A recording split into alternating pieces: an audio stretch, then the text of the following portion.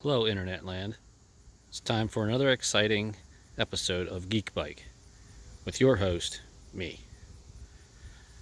Today I was going to show you two of my bikes, Comet bikes. Both are Reynolds Weld Lab Wishbones, made by George Reynolds. Was a welder, obviously, and builder of bikes in New Hampshire, I believe. And George was active building for, I think, roughly about 5 years, 6 years maybe. I think 1999 or 2000 to about 2005 when he stopped building as a full-time gig. Kent went back, I guess, to more typical welding type projects.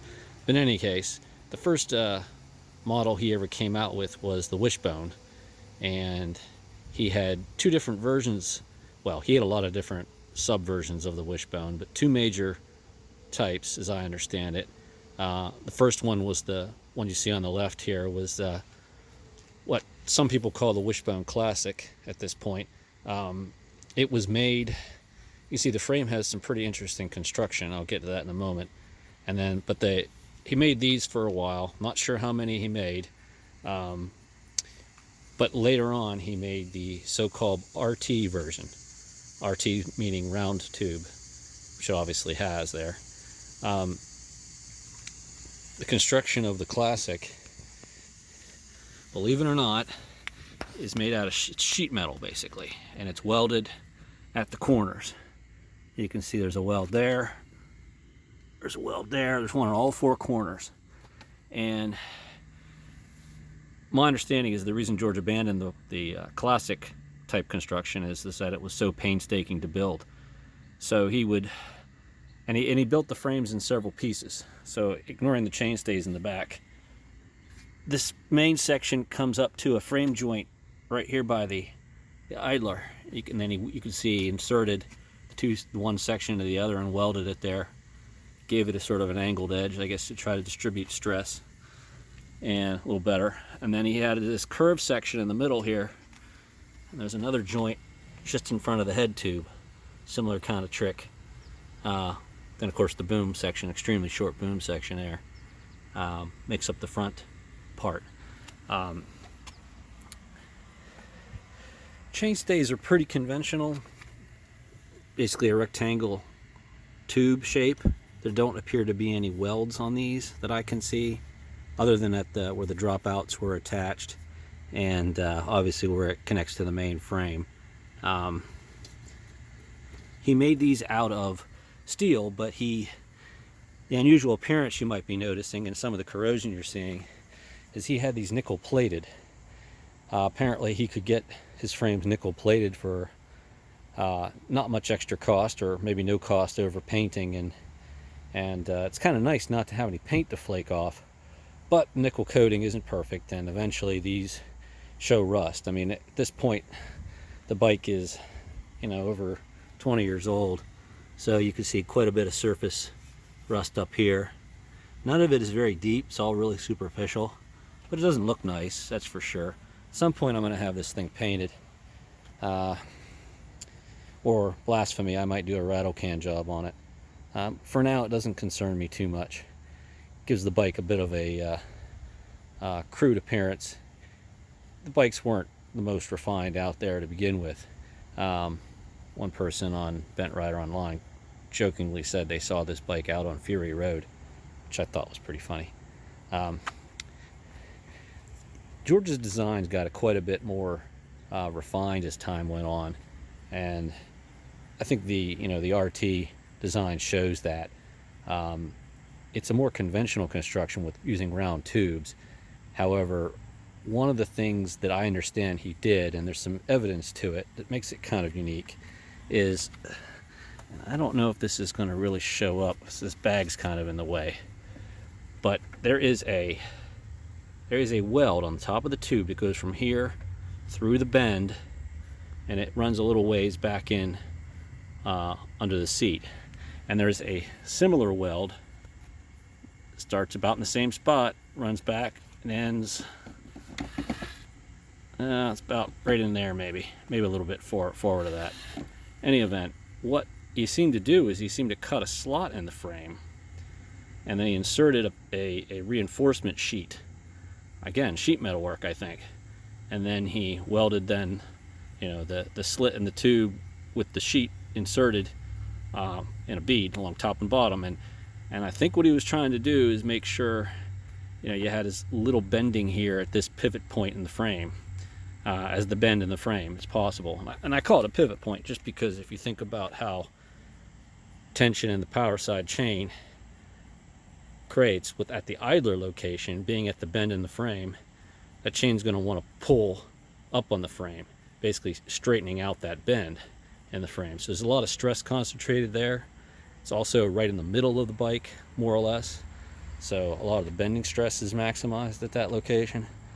So I think it was a strength and rigidity type of approach. This bike the RT is not as stiff as the Classic is, and it's not a huge difference, but it's definitely enough to feel. Really though, the Classic is about as stiff as a recumbent bike can get. It's the only recumbent bike I've ridden, and I've ridden quite a few, that I would honestly say feels every bit as stiff underfoot as a upright road bike, with triangulation and all the advantages, the inherent advantages of that form has in terms of stiffness and transmission efficiency. I've got a couple other bikes that are close to this, but not quite as stiff. The Zevo is really close, but it does give up a little bit, and so does the RT. I'd say the Zevo and the RT are pretty close in that regard. I will say that all the bikes I just mentioned are miles ahead of, in my opinion, most recumbent bikes out there. At least the ones I've owned and the ones I've test ridden. They do not ride smooth. They are rough. To me, that's a small price to pay. Because I find every recumbent bike pretty much to be way more comfortable than an upright. So I don't mind if that, in relative terms, it's rides a little rough, because the fact is I'm quite comfortable on all of them. So much more so than an upright, which, even though I don't ride uprights that much anymore, it's still my basis of comparison for a lot of those sorts of things. Something I should probably mention about the Classic I've got here. George did not supply these with overseat steering or with a hard shell seat of the type I've got shown here. This is a Thor seat on here. Both of those were retrofits that I had made. I still have the original seat and the original under seat steering handlebars and steering rod, but I never really liked the handling of the bike with the under seat. And it's not the fact that it was under seat, because I've ridden multiple other bikes that had under seat steering that I really loved the handling of it. Performer, Saki, I rode that. High Racer, tried that out with under seat steering. I thought that was really nice. In the long wheelbase category, I've got a bit of a test ride on a Slipstream once, and I thought that was incredibly well mannered. So I don't really dislike under seat steering per se, but there was something about the design on the Wishbone that just didn't work for me. It wasn't a low speed handling problem, it was more of a high speed problem. So I tried this overseat, retrofitted the overseat steering just on a lark to see if it would allow me to like the bike a little bit better, because I was kind of lukewarm about it, and because of that. But it's been a big success, big improvement for me personally. And this seat, the main reason I changed out the seat is the original seat was built for somebody taller than me. It just, the lumbar hump ended up being between my shoulder blades instead of down where it's supposed to be. So this seat is more comfortable just because it fits me. So if anybody's interested in those old parts, those old Reynolds parts, I'd be happy to pass them on to somebody who would actually use them, because they're just gathering dust at my place. Something I talked about in the Zevo video was the steering geometry of that bike, and these bikes partly inspired that design decision. What I noticed about the Wishbone, which this Classic that I had first, and then I got the RT like a couple years after that, is that they handled so much better at low speed than any other recumbent bike I had ridden. And I think, I realized the secret, or what could I realized that the secret could be the fact that you have a very steep steering angle, and in this case a little bit of negative rake, in order to keep trail to a reasonable value. And this bike handles really well at low speeds. And I noticed that this Wishbone RT handled really, probably actually even slightly better than the Classic. It also has a very steep steering angle. It's about the same. They're both around 79 degrees, and this has zero rake fork. Partly owing to the fact that to get about the same amount of trail, because you have a bigger front wheel, that helps you get the trail without necessarily resorting to the negative rake. So the trail figures are a little bit different, but the key thing is they have fairly normal amounts of trail, and they're low flop. The RT handles a little bit better at low speed. It's almost as good as the Zevo, and I think the key there is that the tiller distance is not extreme. We're talking, measuring it really crudely here, it goes to about middle of my forearm. If you look at the tiller distance on this bike, it goes pretty close to my elbow. There's quite a bit of tiller on the Classic, really too much tiller, but that was a consequence of me retrofitting overseat steering, which it never was intended to have, whereas the RT really was intended to have overseat steering. So the tiller distance is very reasonable on this bike. So I think that's the secret why the RT is just a bit better. On the Wishbone, my hands are moving back and forth to make steering corrections, just a touch too much, and sometimes that leads to oversteering, it seems. Again, though, these bikes are miles ahead of most, in my opinion. And just they had a big impact on my decision making when I wanted the Zevo. What I wanted the Zevo to be, in a sense, was the RT with ability to take fat tires, with a 700C front wheel instead of just a 700C rear wheel. A little bit better weight distribution, although this is quite good. I wanted the bottom bracket not to be so high. It's quite high on this bike, a little too high for my preference. I wanted to bring that down to something I was more comfortable with, while all the time maintaining the really good stiffness, the low speed handling. And doing it in titanium was kind of a nice bonus too. I mean, that wasn't the main reason for doing it, but I'll take it. Everything I'll note about the RT frame is that the rear chainstays here, they appear to just be Unicron fork blades, adapted to that surface, which works perfectly. It's really pretty clever. I'll note that the RT originally, when I first got it, came with dual 26 wheels, 26 in the back instead of the 700C that I've got here now.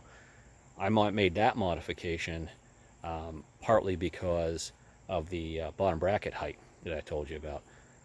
This bike's bottom bracket is about 10 inches above the seat, and for me that's just a bit too much. Actually, it's about 10 and a half. Well, I take it back. It was about 12 with the dual 26, which I found just to be too much. I felt a little too closed in my seating position, plus I actually would get numb feet with it. So when I put the bigger wheel on the back here, and I had to switch to disc brake when I did that because the frame did have disc mounts, it went from about 12 to about 10 and a half, and the 10 and a half is still higher than I prefer, but still very rideable. After about 2 or 3 hours, it kind of makes its presence known. So it's not the perfect all-day bike, but most of my rides are under 3 hours. So I'm perfectly comfortable putting that in the rotation, and I ride all these bikes regularly. Some more than others, but they all get their turn at least once a month or so. So the Classic has a much lower bottom bracket. I mean, I think it's only about 6.5 inches above the seat. To me, that's actually slightly too low, but hey, nothing's perfect.